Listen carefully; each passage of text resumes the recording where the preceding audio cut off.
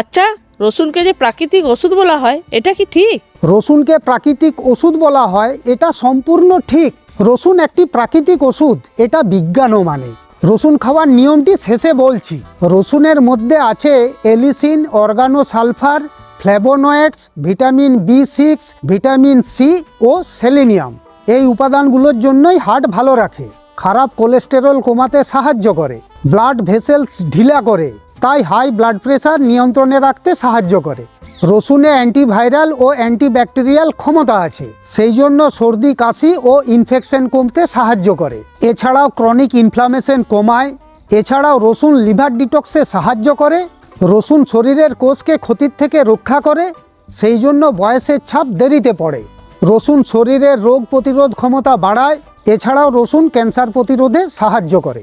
1 বা 2 কোয়া রসুন থেতো করে 10 মিনিট রেখে খেলে এর সর্বোচ্চ উপকারিতা পাওয়া যায়।